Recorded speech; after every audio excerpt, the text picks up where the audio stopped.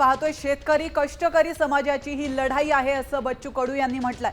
मराठवाड्यात 6 महिन्यात 550 शेतकऱ्यांनी आत्महत्या केली आहे। मंत्रालयात घुसून प्रश्न विचारणार असल्याचं देखील बच्चू कडूंनी म्हटलंय।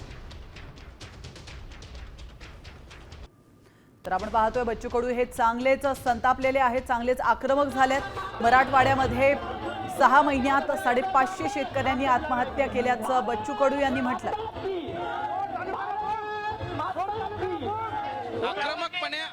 आक्रमकपणे आंदोलन करीत बच्चू कडू हे छत्रपती संभाजीनगरमध्ये दाखल झालेले आहेत आणि या आंदोलनामध्ये मोठ्या संख्येनं वेगवेगळ्या क्षेत्रातले कृषी क्षेत्रातले असतील किंवा इथं अपंग असतील ते सगळे सहभागी झाले।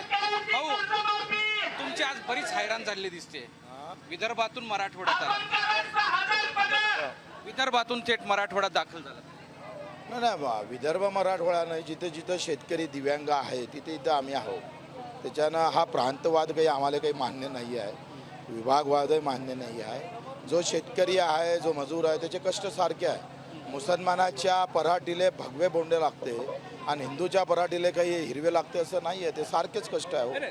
की शेतकऱ्याचे प्रश्न, दिव्यांगाचे प्रश्न सुटावेत असा प्रामाणिक प्रयत्न आहे म्हणून गेल्या अनेक वर्षांपासून तुम्ही संघर्ष करत असतात।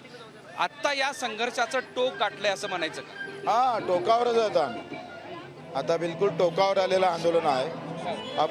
आम्ही सातत्य ठेवलं आहे आंदोलनामध्ये आणि आता ते पूर्ण जेथपर्यंत हाती आम्हाला मागणी भेटत नाही तोपर्यंत आम्ही ते आंदोलन सोडत नाही। कृषी मंत्र्याला वाचवणं सुरू आहे, तुमचं आंदोलन सुरू असताना। तेच तर दुर्दैव आहे देशामध्ये। कृषी मंत्र्यांना शेतकऱ्याला भिकारी म्हटलं तर काही इतकं पंचायत निर्माण झाली नाही, पण शासनाला भिकारी म्हटल्याबरोबर सरकार डिपार्टमेंट बदलायला लागलं आहे। म्हणजे शासनाला भिकारी म्हटलं ते झोंबलं आणि शेतकऱ्याला भिकारी म्हटलं ते त्यांना झोमत नाही। आता isakal.com आहे देशातील नंबर 1 ची मराठी न्यूज वेबसाईट। प्रत्येक अपडेटसाठी isakal.com ला नक्की भेट द्या।